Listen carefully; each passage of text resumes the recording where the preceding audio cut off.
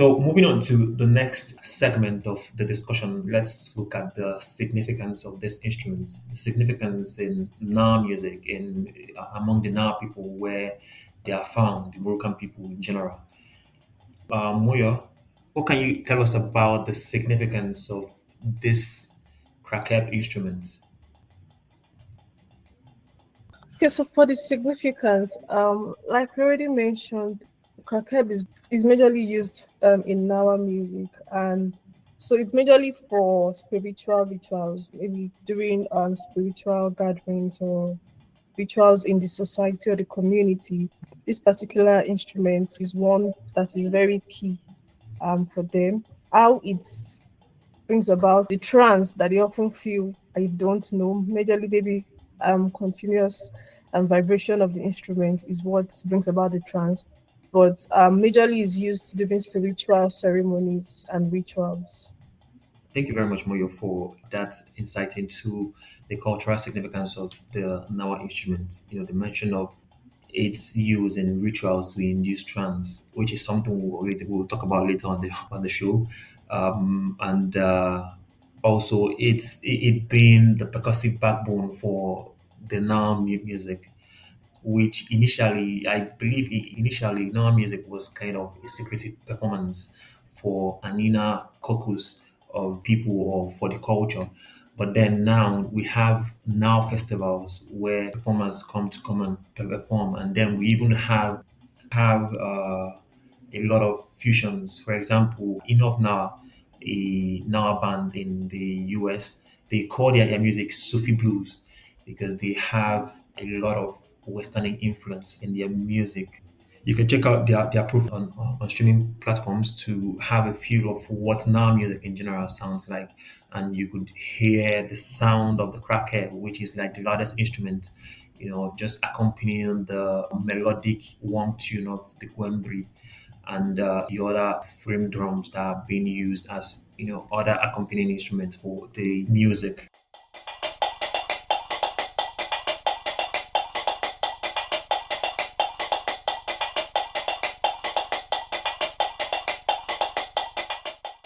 Now I have a question. I've been thinking about it because I didn't see a lot of documents talk about it personally. I don't know if anyone did, but how is this instruments, the knowledge of these instruments passed down between generations?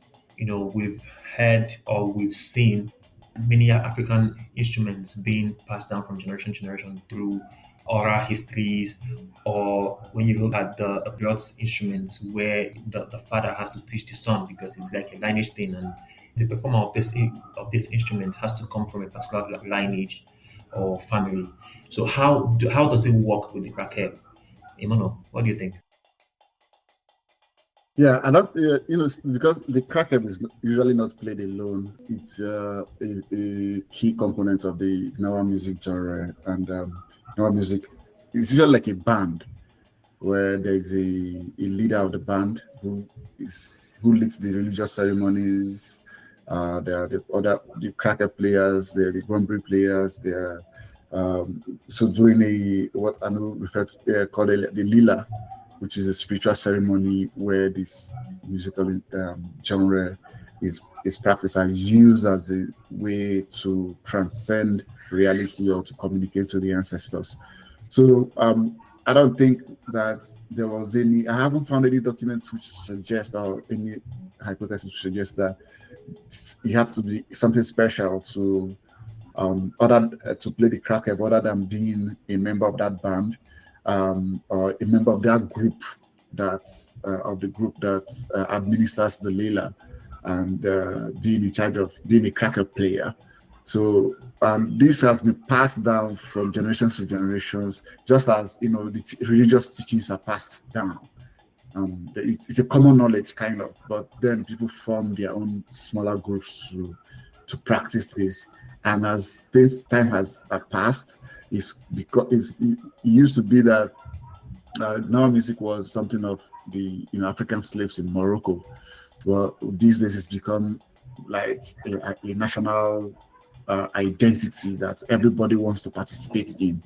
It has been fused There's the original Gnawa practices is no longer, has been transformed into something that is used with a Sufi kind of Islam.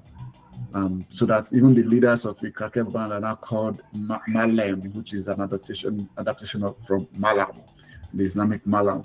So this is just something that is cultural and traditional and has just been passed down from generation to generation in that sense that people just adopt it and start practicing it, and bands come and bands go, but this knowledge and this practice remains.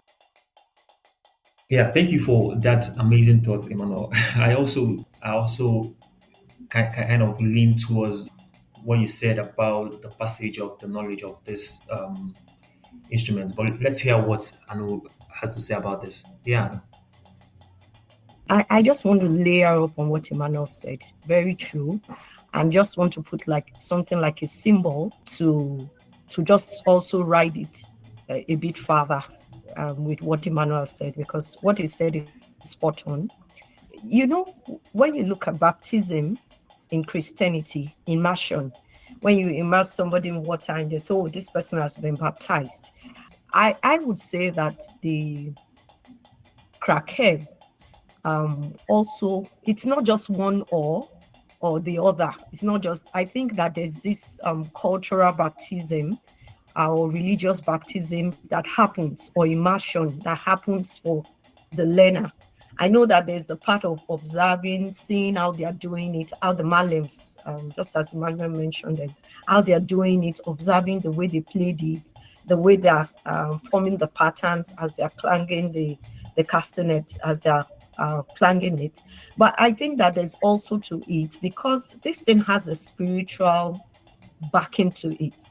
I think there's a transference. Let me put it like that. There's a cultural immersion that takes place of, because if you're talking of something that induces trance, induces people going into the spirit world and all that, I feel that there's going to be a transference. Aside, in addition to the gumberry that is being played while it is, I feel that that's also maybe how I put it, history might be a bit quiet about it because probably that's like one of their secrets.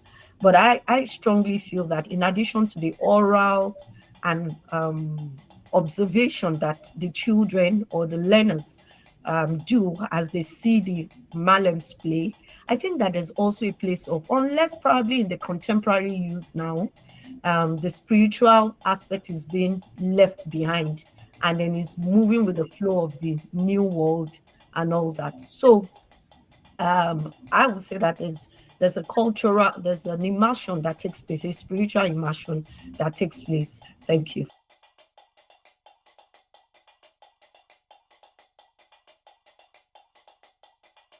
Yeah, brilliant thought and brilliant. I think this kind of reinforces the need for this next question. Although I share the sentiment that as you do about this instrument being learned through observation and first-hand experience in legal ceremonies where it plays a part. But then in the more contemporary world, we have videos online where people learn how to play different instruments. But then for the Krakeb, I've been thinking about cultural authenticity, and just in relation to this particular instrument. One could argue that the learning an instrument online, or outside of its traditional context, does not necessarily make it less culturally authentic, which is valid. But for the Krakeb, I really beg to differ. That's where I have an argument. When people talk about authenticity, cultural authenticity, it's majorly about where is the context of where this instrument is being played. For example, the Krakeb, which is being played in legal ceremonies, which is something significant to them traditionally. Like I mentioned earlier, it used to be like something of secrecy before it was brought out to the outside world for people to see and enjoy. I think that was around 1940 something or so. So if someone like me, for example, me from Nigeria, who have never had the experience of the leadership ceremony learns how to play this instrument, let's say the Krakeb or the Gwembri, and start applying it to even, let's say, in a context of spiritual healing, which is in relation to what is being used in the leadership ceremony. Personally, I think it somehow lacks some kind of contextual accuracy. I think that's the word, and it automatically renders this instrument for me unauthentic automatically. So now, my question is: do you think it's possible for someone to learn an instrument like crackhead, online or outside its traditional context and still use it in an exactly spiritual, meaningful way? Or does learning this instrument online automatically render the instrument for you culturally unauthentic? I just wanted to hear your thought on that.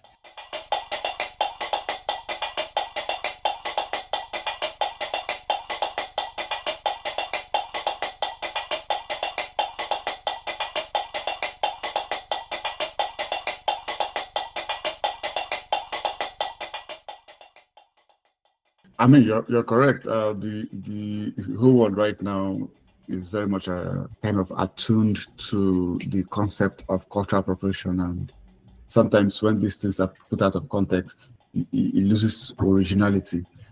I don't know that the crack herb it existing outside of. I mean, it's a free world. Anybody can do whatever they want. You can decide to just play the crack herb in a rap context that does not have.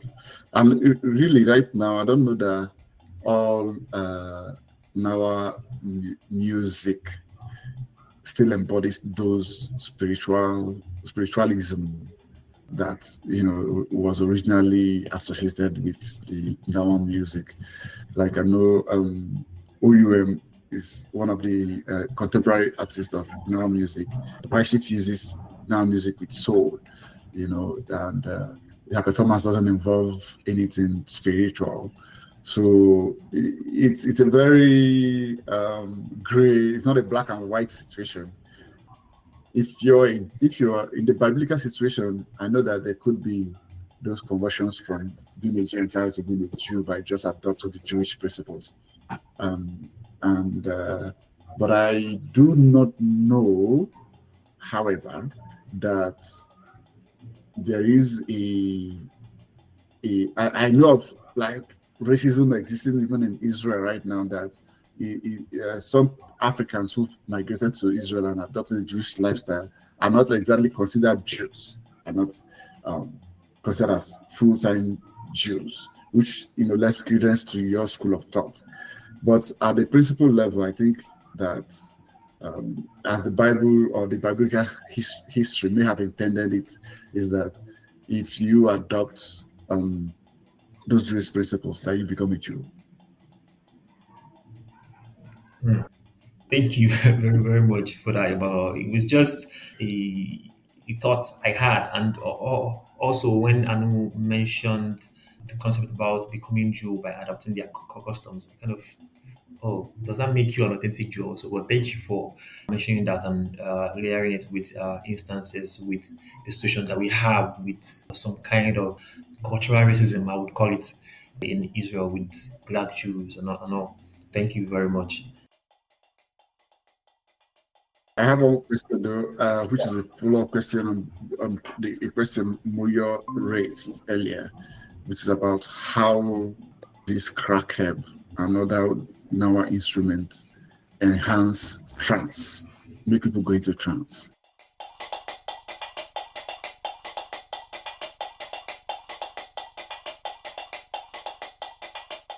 Yeah, that's a very, very good question, Emmanuel. Well, personally, for me, I think what induces trance in Nawa music is the Krakeb, because we know, like in science, they say focus on a specific object kind of induces trance. We see that with also, I think, hypnosis, and in music. When you come back to this in terms of music, when you're playing music, let's say now, for example, what you're focusing on is the loudest instrument. This is what happens with every music people listen to. You focus on the loudest instrument, and in Nawa music, the loudest instrument in Nawa music is the Krakeb. So, this focus on the repetitive pattern of the Krakeb can cause trance. But bear in mind, it's not solely the Krakeb that, induces trance. Trance here might be, I think it's multi-sensory. It's like, the collective immersion into other supporting elements or factors around the music that kind of pushes you into trance. The warm sound of the guembri, the chants and call and response, it kind of conditions the mind. And also while you are just immersing into the instrumentation, the movement of the pop or the while being focused, it kind of drives you into a trance state. But I still believe that the key factor here is the cracker. That repetitive loud pattern that draws your focus makes you fall into trance. I don't know if that answers your question. Yeah, I think you're very correct, Kosi. I mean, even at the beginning of this session, where you're playing it's just a simple pattern that is repeated over time.